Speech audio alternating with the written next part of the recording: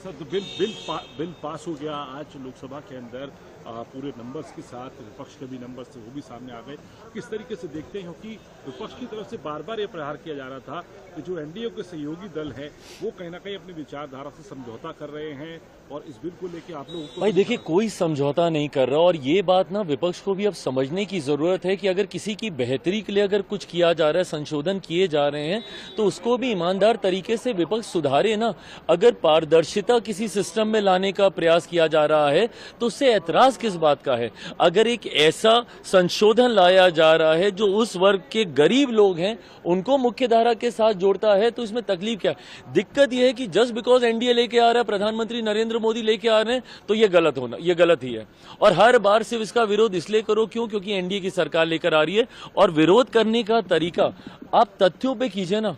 आज मुझे बता दीजिए कितने ऐसे विपक्ष के सांसद हैं जिन्होंने तथ्यों की बात की। उन्होंने सिर्फ एक जनरलाइज स्टेटमेंट दिया कि मुसलमानों के विरोध में है ये सरकार, मुसलमानों को खत्म करना चाहती है, मुसलमानों को हाशिए पे फेंकना चाहती है। हम लोग के ऊपर भी वही आरोप। हाँ, मुझे बताइए, मैं रामविलास पासवान का बेटा हूं। मेरे नेता, मेरे पिता ने अपनी पार्टी को समाप्त कर दिया 2005 में, मुस्लिम मुख्यमंत्री बिहार में बने, उसकी पैरवी करते करते। उस वक्त कहां थी ये तथाकथित सारी सेक्युलर पार्टियां? क्यों नहीं आ गए ये समर्थन में?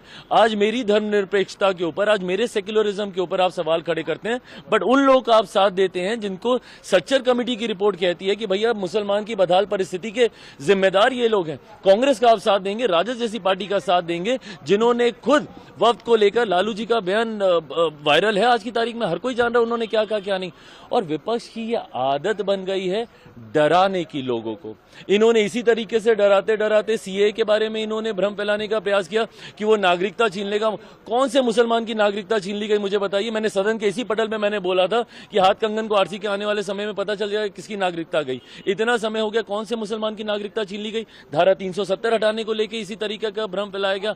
हर बार लोगों को सिर्फ डरा कर, और आज पुनः अगले 2 साल में पता चल जाएगा ना, 2029 में हम लोग फिर जाएंगे चुनाव में। 29 के चुनाव में परिणाम दिख जाएंगे। अभी बिहार का चुनाव है 6-7 महीने के बाद, उसमें पता चल जाएगा भैया। अगर आप मुसलमानों के हक में, और ऐसे मुसलमानों के हक में जो गरीब वर्ग से आते हैं, उनको मुख्य धारा के साथ जोड़ने की सोच के साथ लाते हैं, तो इन लोगों को तकलीफ होती है। क्यों? क्योंकि ये लोग भ्रष्टाचारियों का संरक्षण करने की सोच रखते हैं।